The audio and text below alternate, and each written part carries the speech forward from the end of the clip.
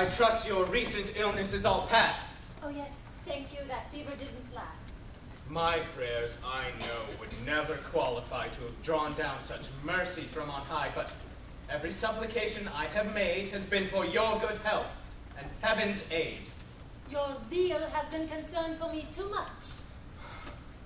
Madame, my care for your dear health is such that I have given my own to make it better. Such Christian love goes far beyond the letter. Your kindness leaves me much obliged to you. Alas, it is far less than is your due. What? I want a word with you in secrecy. I'm grateful for this privacy. You can't be as delighted as I am to be alone with you this way, Madame. I've often prayed to heaven for this boon, but it has never judged it opportune. What I want is a word with you apart where you'll speak frankly and with an open heart. No other grace would I so highly prize than to reveal my soul unto your eyes, and swear that if I've caused alarms over visits prompted by your charms, there's no hatred in the way I feel, but rather just an overpowering zeal, a pure desire to... A pious aspiration in which your sole concern was my salvation. Yes, Madame, and my fervent hopes betray You squeeze too hard. Oh, zeal carries me away. Surely you don't believe I could have planned to harm you. What are you doing with your hand? Feeling your gown. What soft, silky stuff. Please don't. I'm very ticklish. That's enough. Lord, but this needlework is marvelous. The way you work now is miraculous. I've never seen the like, upon my word. Indeed, but to the point. From what I've heard, my husband now intends Mary Ann for you, though he had pledged her elsewhere. Is that true? He's spoken of it. But since you inquire, that's not the rapture to which I aspire. And, Madame, it is elsewhere that I turn for the felicity for which I yearn. That's because you love nothing here below. My heart is not a heart of stone, you know. Come now, heaven's the one object of your size, and nothing here on earth delights your eyes. Oh. To love eternal beauties far above is not to be immune to other love. I could not look at you, oh perfect creature, and not admire the author of all nature, feeling my heart most fervently impassioned for this lovely self-portrait he has fashioned. My first reaction was to be afraid this ardor was a snare the devil had laid, and I avoided you as a temptation that might stand in the way of my salvation. But though my efforts are infirm and vain, I know that you are gracious and humane. On you depends my hope and quietude, my wretchedness or my beatitude. You must decide what lies ahead of me, celestial bliss or utter misery. That is indeed a gallant declaration, one that might confound my expectation. You should, I think, have striven for self-control and turn this matter over in your soul. For one so pious, to have such a plan. I may be pious, but I'm still a man.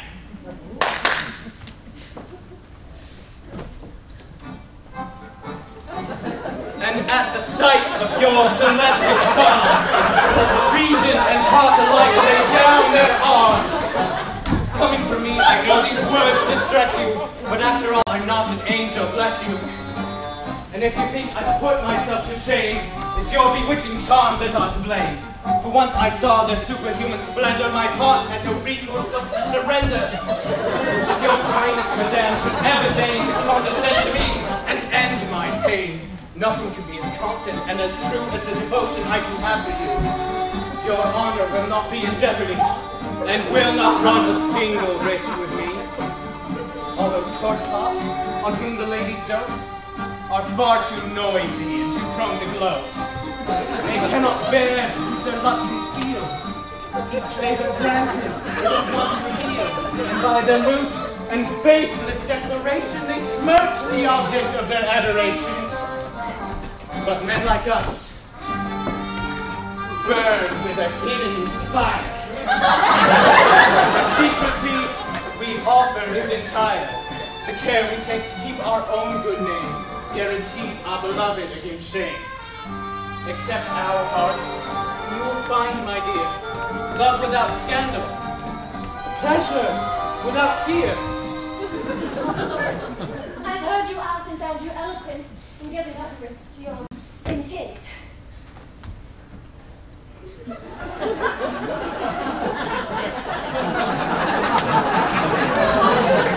going to take the notion to tell my husband of this warm devotion, and that your passion, if he ever knew, might undermine his friendliness for you. Bring it this table. Get under right away. How's that? You must be out of sight, you see. Why under there? Good Lord, listen to me. I have my plan. You'll judge this whole affair. Get underneath, I say. And when you're there, make sure you're neither seen nor heard. I'm being very patient, upon my word. But just go ahead. I'll see it through. And you may come to thank me if you do. These are strange matters I shall discuss. You must listen and not make a fuss. No! Whatever I say, it must be understood. I do it to convince you, as I said I would.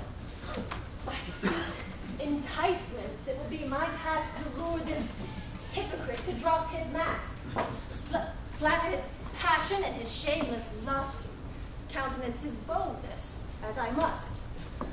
Since it is for your sake and for his shame, I must seem responsive to his claim. As soon as you're convinced, just let me know, and that will be as far as things will go. It is up to you to check his wild desire when matters are as clear as you require, to spare your wife and not expose her to more than you need to disillusion you. Your interest is at stake, and you are the judge. Here it comes. Be quiet. Don't lunge.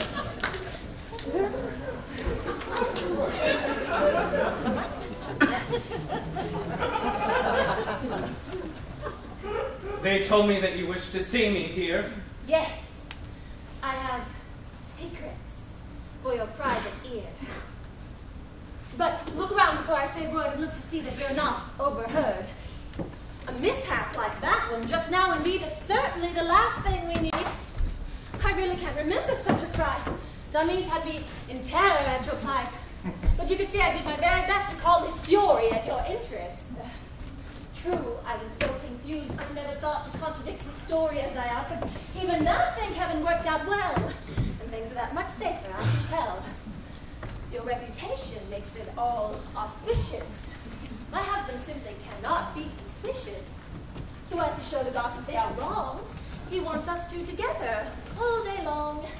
And that's what makes it possible for me to see you freely in such privacy. And to lay bare to you in such a fashion a heart perhaps too heedful of your passion. I do not understand. A little while ago, madame, you used a different style. Oh! If such a refusal makes you smart, how little do you know a woman's heart, and what it is endeavoring to convey when it resists in such a feeble way.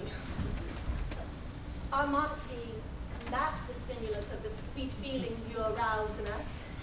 However strong and justified our flame, we never can admit it without shame. I know that this avowal is too free and too unsparing of my modesty, but since I have resolved to speak my piece, would I have struggled to restrain dummies? Would I have sat so long composed and mute, I ask you, while I listened to your suit? Would I have taken things in such a fashion if I'd been unresponsive to your passion? And when I urged you not to carry through the wedding that my husband planned for you, what could such great insistency suggest if not my overwhelming interest and fear that soon I could not call my own heart? I wish to have the mine alone. Of course, madame, it is very sweet to hear words such as these spoken by lips so dear. Their honeyed flavor floods my every sense. Such bliss I never did experience. But please allow that heart the liberty to dare to doubt its own felicity. These words might be a scheme and nothing more to have me break a marriage that's in store. To be quite candid, as I fear I must, sweet words are not enough to win my trust, unless some of your favors, which I burn for, should give the reassurance that I yearn for. How fast you move against a woman's heart. Must you exhaust our kindness from the start? She immolates herself to offer you a sweet avowal, but that will not do, and you will not be satisfied unless at once she gives her utmost tenderness. The less we merit, the less we dare expect. Words alone don't have enough effect. Such perfect bliss arouses our suspicion, and our belief awaits its full fruition. I'm so aware of my indignity, I cannot credit my felicity, and shall not. That is, madame, until your acts attest your genuine goodwill. Oh my, but your love is the despotic kind. It puts me in a troubled state of mind. It presses for dictatorial sway, and violently wants to have its way. Must a woman such a frantic pace if I'm not allowed to breathing space? But if you countenance this suit of mine, why do you then refuse me such a sign? But thus I would offend beyond a doubt that heaven that you love to talk about. If heaven is all that leads you to resist, such obstacles are easily dismissed. Do as I ask and set your mind at ease. But they frighten your soul with heaven's decrees. These foolish fears, madame, I can dispel. All your scruples won't be hard to quell. It's true. There are some pleasures heaven denies, but there are ways to reach a compromise. To all this, there are keys I can provide you. All you need do, madame, is let me guide you. Content my longings, free yourself of dread. If there is sin, I'll take it on my head.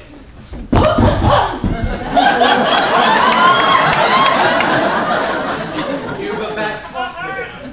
I'm tortured by it. Oh, I have a bit of licorice. Won't you try it? It's a persistent cold, and I can tell that all your licorice won't make it well. That is a shame. Yes, more than words can say. Your scruple, then, is easy to allay. Our secret will be safe with us alone, and there's no evil if the thing's not known. The one offense lies in the public shame. Secret sin is sin only in name. I see I'll have to yield to your behest and grant you everything that you request. Since nothing else will do, I guess I must, to make you happy and to win your trust. I wish you were not so demanding, though. You press me both. You so insist on nothing less than doubt my word unless I acquiesce. Since full conviction is what you require, I must give in and do as you desire. If this is bad, I'm wrong to do it, so much the worse for you who drive me to it. I'm not to blame, assuredly. I'll take the full responsibility. Open that door, will you, and take a glance, see if my husband's there by any chance.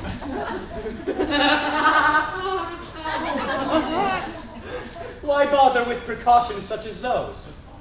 He's a man to lead round by the nose. He's so glad I have these talks with you.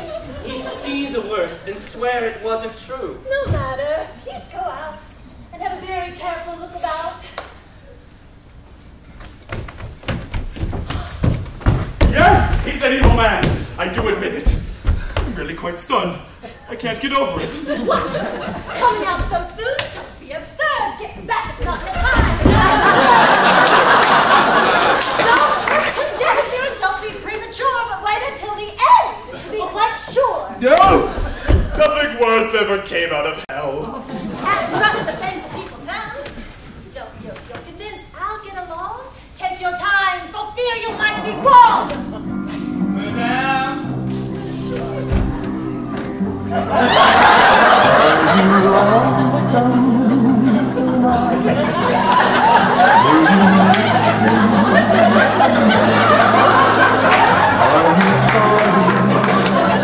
My satisfaction is complete. I've had a look around the entire suite. No one is there. Now I'm delighted to... Hold on, lover.